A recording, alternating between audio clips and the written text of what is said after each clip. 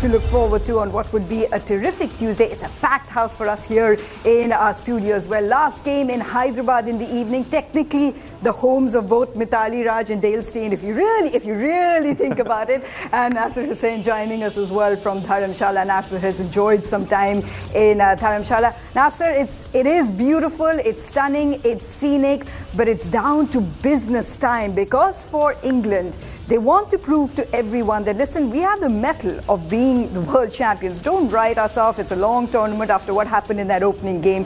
You want to pick up steam as early as possible. And Bangladesh is a team that brings history against England. Yeah, absolutely.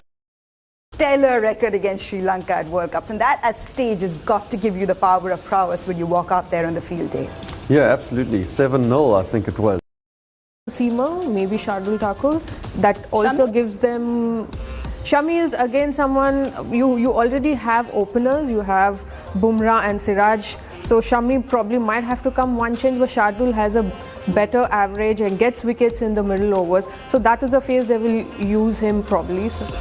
It's a lot to talk about as well. The one thing that India did display in Chennai was the resilience. I mean, all those top order nightmares that were coming back to haunt the fans. This is a middle order that has a little more experience in a couple of options as well. Have a look at the points table.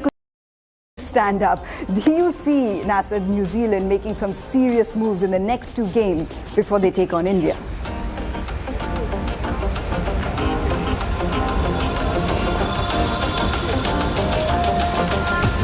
Nasser, did you hear that question? Can you hear us? I hear you very faintly. It's very loud at the ground here and very quiet from the studio. Just your impressions of New Zealand so far, and the fact that their next two games are in Chennai and they have a few players who've played there before. Well, they've always been a very good side, always been a very good World Cup side, invariably get through to World Cup semi-finals.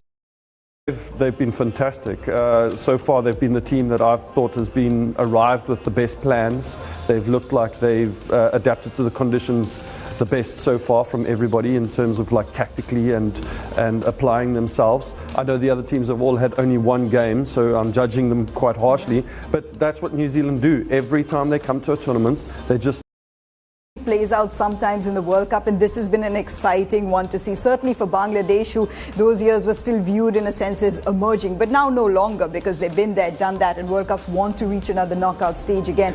And now they're taking on an England side who they've inspired to become world champions, Mithali. Well, I think for Bangladesh, Tend with at the moment, but someone who understands conditions, the pressures of playing in World Cups, understanding how to beat England as well, is Shakib Al Hasan, playing his fifth. His role as an all-rounder for this side, one of the highly rated ones, is our polycard player to watch out for. World Cup. I'm sure it's so exciting, not just for Bangladesh, but for us fans as well, to see Shakib Al Hasan over the years evolve as a leader, as a captain, as a batter now in that middle order, 3 and 4. He's just been here. Incredible World Cup in 2019, over 600 runs. But particularly, Mithali, his skill as a bowler. You know, let's get your Mac Lubricants expert's view, because in these conditions, he obviously knows. Just want to get, those points on the board here, especially when Bangladesh have prevented you from doing it in the past. In the second game, Pakistan have an unassailable lead over Sri Lanka, 7-0 when it scored. He looked like he had everything under control. They were in Hyderabad. He's there again today.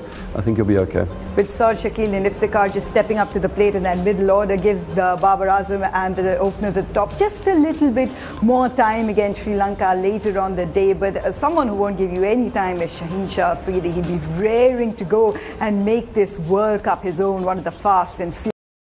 And Mithali Raj and Dale Steyn in the house both have the experience of playing in those World Cups. They understand how important this stage is, especially later on the day when Pakistan look to finish off their campaign essentially.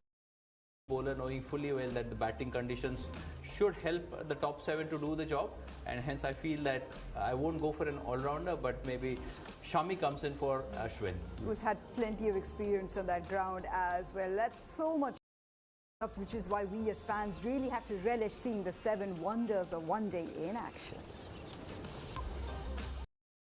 lineups is the seven wonders who's going to have to step up, as Sanjay has mentioned, is Joe Root, because he has to play that fulcrum role, stay rooted to the cause of ensuring that this batting lineup can revolve around him. Let's hear how geared up he is. Joe,